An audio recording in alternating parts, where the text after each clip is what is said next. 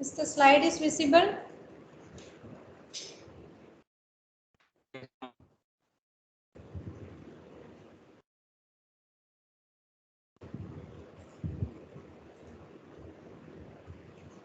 Students, is the slide is visible? Yes, ma'am. Yes, ma'am. One of you can reply.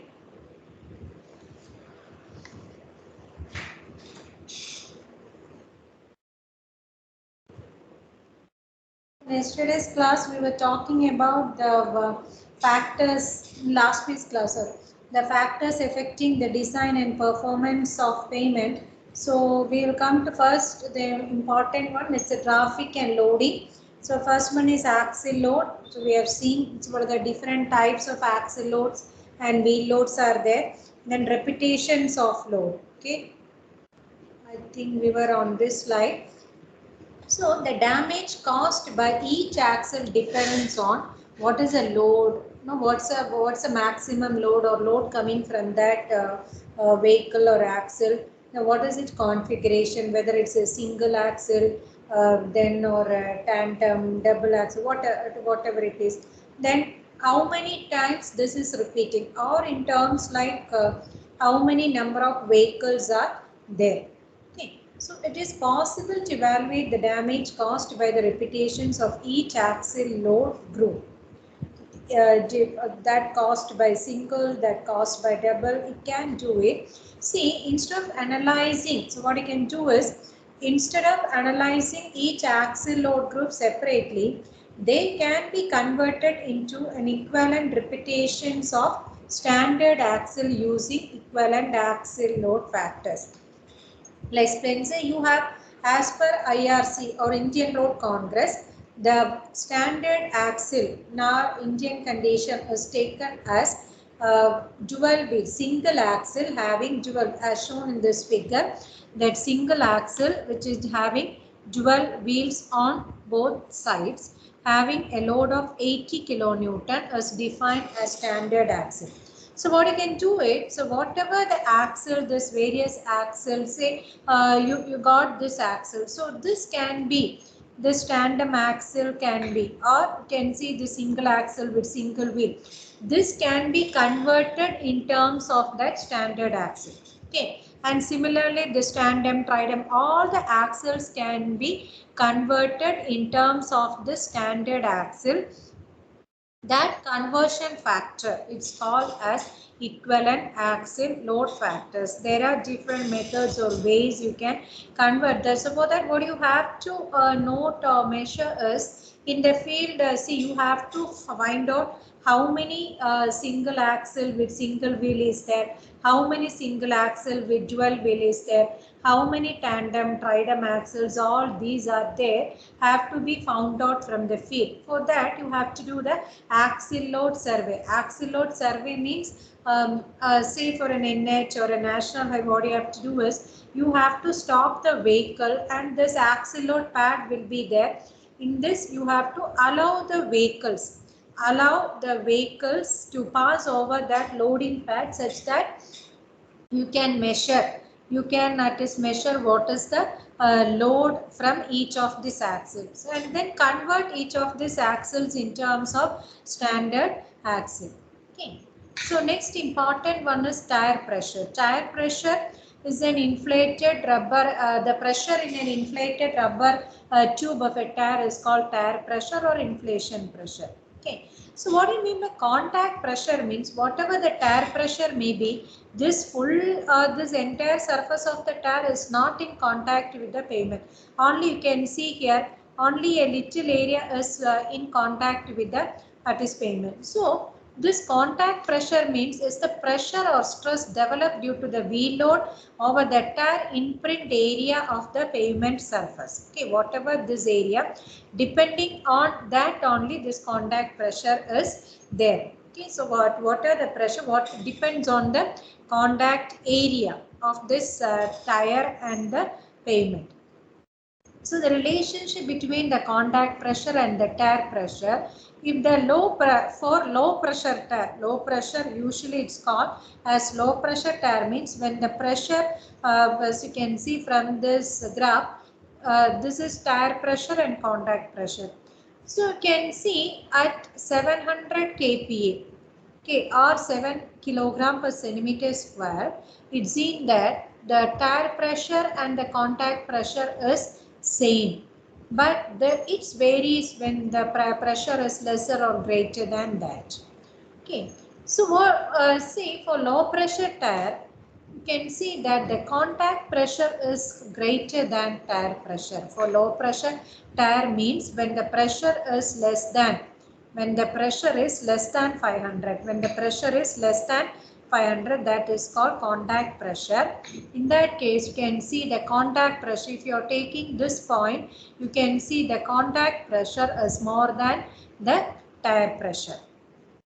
That's the meaning of low pressure.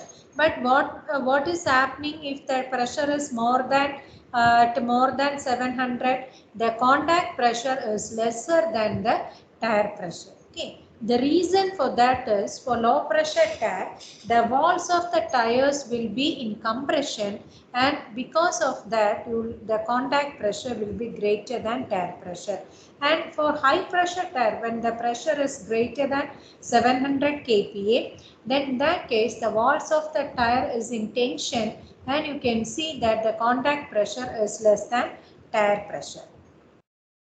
So the shape of the contact area, how will you take the shape of the contact area? So true shape means it will be somewhat elliptical, but in the analysis of flexible pavement, it is approximated to a circular shape. Sir, class il irukku.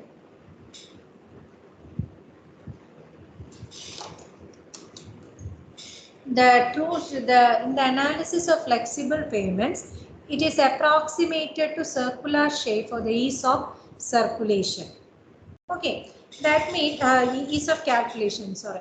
So what it meant is, you know, what is the pressure coming, and you know, what is the the load applied. So based on that, you assume like it's a circular area. It's not a circular area. For ease for calculation, you're assuming it a circular area. Then you can find the radius of contact, if at all, if it's a circular, by under the root of load by pressure into pi. That is capital P by small p pi, where capital P is the V load and small p is the contact pressure. Okay, so this you can find out if you're assuming it is circular area. But even in the analysis of flexible pavement or in the analysis of rigid pavement, it's again approximated to like the shape what it is shown here. It consists of one rectangle and two semicircle.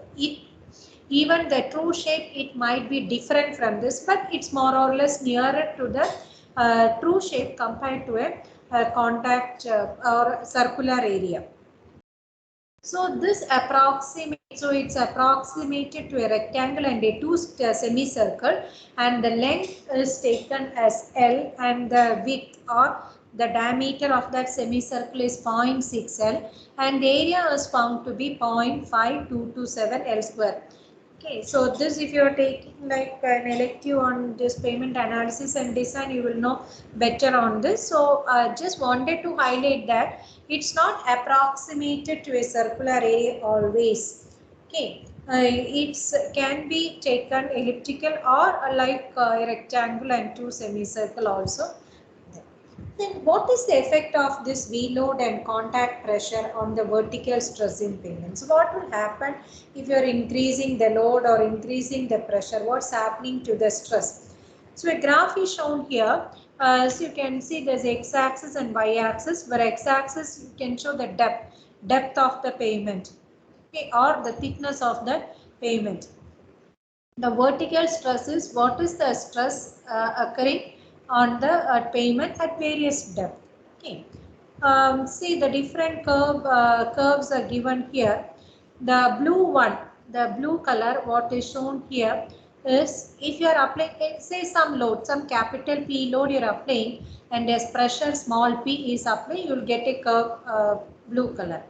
Suppose the purple color indicates, suppose if you are increasing the pressure, keeping the load constant, The for purple color, the load is same as blue, P, capital P, but the pressure is twice. You can see the pressure here it is 700 and the pressure applied for this is 1400. So it's twice of the pressure.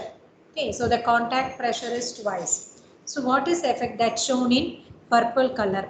The brown color is the pressure is same. The pressure is same but the load is twice 2P, and the green one is the load is twice and also the pressure is same. So what do you feel? What is the effect of load and pressure here? So first you tell me what is happening if you are increasing the load, keeping the pressure constant. Increasing the load, keeping the pressure constant. Maybe you can just compare the blue and purple and the brown and this green color. Just check for blue and purple color. So what's happening?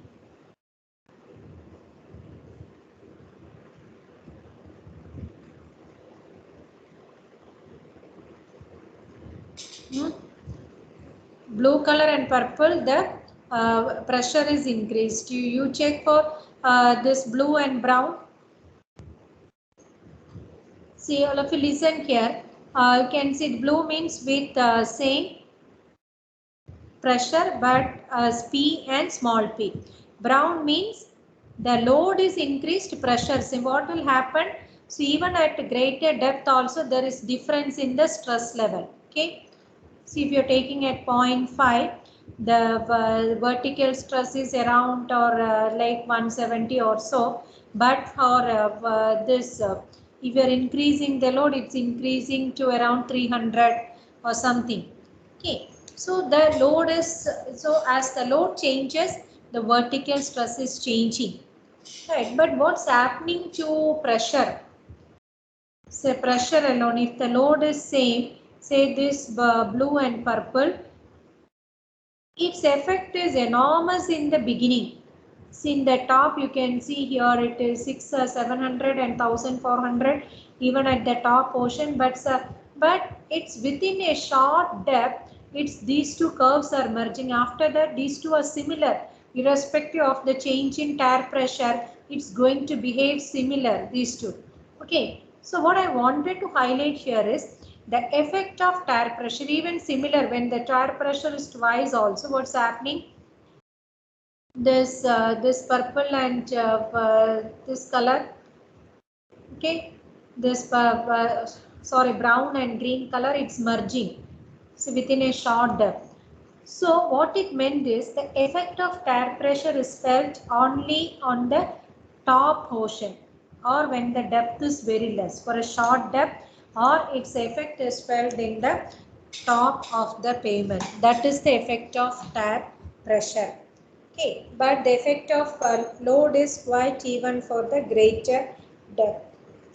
So the inference out of this is the influence of contact pressure on stress levels in base, subbase and subgrade layers are marginal. Okay, base, subbase, subgrade means on the lower layers are very less or it's marginal. But the magnitude of contact pressure, this determines the quality and thickness of the bearing and binder because its effect is more on the top portion. So this will decide on what should be the material to be provided on the top layer or the surface layer, and what it decides the thickness. And the influence of the magnitude of V load, if we're increasing the V load, the stress levels in base, subbase and subgrade layer is also significant. So whenever you're deciding on the total thickness of the pavement, the main factor affecting is a load compared to contact pressure. So while deciding on the total thickness of the pavement, it's mainly determined or decided based on the magnitude of the load and not based on the contact. Even the contact pressure there, but its effect is very less. That's a inference from this graph. The next is how this vehicle speed is affecting the design. So the speed is directly related to the duration of loading. If you are running the vehicle at very high speed, the time at which it's in contact with the pavement is less. But if the speed of the vehicle is less, the time with which the payment in contact or the duration of loading is more. Okay. So what will happen, this bitumen is an viscoelastic material. So for elastic layers, the resilient modulus of each layer should be selected that based on the vehicle speed. So if the speed is more, the modulus is more and smaller the strains in the pavement. So if the speed of the vehicle is more, the modulus value, the resilient modulus value or the modulus values of the pavement is more and the strains obtained will be less. That's the effect of the vehicle speed, and reverse when the for lesser speed the modulus is less and the strains will be very high. Other factor is environment factors. First one, temperature. What is the effect on asphalt layers? Okay, asphalt or bituminous layers. Even though the temperature, its effect is more pronounced in rigid pavement, there is some effect on the asphalt layer also. Because the elastic and viscoelastic properties of asphaltic concrete or bituminous concrete is altered by the rise or decrease in the temperature, pavement temperature. Usually pavement temperature means it will be more than the ambient temperature, okay, or atmospheric temperature. Okay. And so in hot weather, what will happen is the pavement temperature is significantly higher than the ambient temperature and the asphalt layers may lose their stiffness. It will be very loose or its consistency will be less or more or less in a liquid state in hot weather. Okay. So what will happen is this bitumen will start bleeding and so that's a distress. So even with that it will lose its stability. What will happen during cold weather or in low temperature, this will cause the asphalt layers to become rigid. That this will reduce the vertical compressive strains. So low temperature, however, may cause asphalt layers to crack. If it is very hard in a cold weather or when the temperature is very low, the bitumen will be very hard. So what will happen is this will cause the asphalt layers to crack. So cracks will be developed. So this is the effect of temperature on the flexible pavement. On the rigid pavement, that there will be difference in temperature between the top and bottom of the concrete slab. So during daytime, what will happen? The temperature at the top is higher than the temperature at the bottom. So, so the slab curls down and the interior of the slab may not be in contact with the subgrade. Okay, the center part will rise up, so the interior won't be in contact with the subgrade. But during night time, what is happening? The temperature at the top is lower than at the bottom. So bottom is more, but the temperature is more. So the slab will curls upwards. Upwards means the sides. No, the slab curls upwards, leaving the edges and corner out of the contact with subgrade. This is when you have, it is in case of during night time when the temperature at the top is lower. No, as if you're heating like a chapati and also what will happen? If you are eating, your base plate is very hot, so you can see the edges of the roti and all, it will be curl upwards. That's a simple principle I can tell you. Okay. And reverse, if the temperature at the top is high, means it will just curls down, the interior will be up and the edges will be down. And other defect is the loss of subgrade contact with, this will affect the wheel load stresses also. And the other one is the difference in maximum and minimum temperature also causes the joint opening in the load transfer, because you have different slabs are there, in between you have joints. So these joints will be connected by reinforcements or bar. It's not called reinforcement, these are called joint double bars and all. So this double bar, this will transfer the load from one slab to another. So if too much variation is there, this will affect the more joint opening and all, which will affect even the load transfer characteristics also. Other properties, moisture variation. So the moisture variation in pavement layers, this is due to the precipitation or rainfall or due to high groundwater table. Okay. So proper surface and even not only the surface, subsurface drainage measures is also needed. So at the most you should try to keep the water table should be kept at least 1 meter below the pavement, or your pavement surface should be raised beyond 1 meter above the water table. Okay. So ill effects of this poor drainages, this will lose the subgrade stiffness. Then in flexible pavement, rigid pavement, there will be pumping and loss of support. Pumping means, say in rigid pavement you have a lot of joints are there. So through, if the water happens to enter inside, through these joints, some material also, fine particles also will start coming out. Okay. And in cold climates, subgrades will become very stiff in winter due to the frost formation and weaker in spring due to the melting of this frost. Okay, this will saturate the subgrade. So for heaving and at frost, that is also thawing, and it is freezing, that's also a defect. Next is the material, how the material is affecting. So in mechanistic method means you're considering the mechanical or the properties of the materials also, okay, in finding the stresses, strains and deflection. So in flexible pavement, like the resilient modulus, Poisson's ratio of the subgrade and untreated granular layers are important.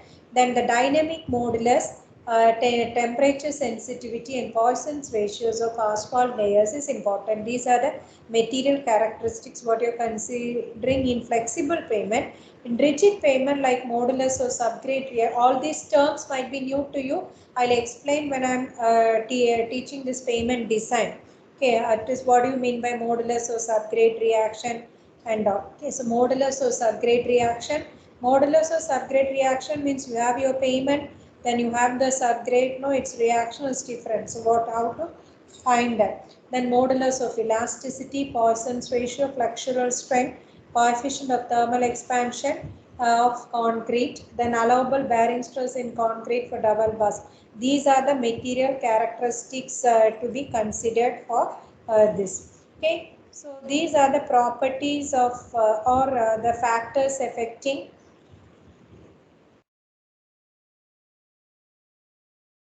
design and performance, gross load and tear pressure, then the properties of subgrade and paving materials you have seen here, then reputations of the load, radius of load influence, it is load influence, if you are applying a load, to how much, up to what radius its effect is felt. Then speed of the vehicle, axle and wheel configuration, then different climatic and environmental conditions, traffic distribution. This all you will better know when once the design I'll start. Then position, cut and fill section, depth to water table, landslides and related problems, deep, soft deposits. Okay, so these are the factors affecting this design of both flexible and rigid pavement, and there are some particular factors exclusively to flexible and rigid also. So next class onwards, say tomorrow onwards, I'll start with the design. Design here I'll be teaching only with IRC method, IRC 37 for flexible pavement, and rigid pavement it's IRC 58, and rest only for other methods will be taught in if you are choosing the final year elective on pavement materials and design. Okay, that's different. So next class I'll be taking on IRC, how to design the flexible pavement based on IRC 37. Okay, and in this actually you need to learn one software also. In this I will be giving you the demonstration. I'll share the software also. The IRC code also will be I'll share it with you, and the presentations also. Whatever I've covered this portions, I'll just put it in the MS Teams. Any doubt?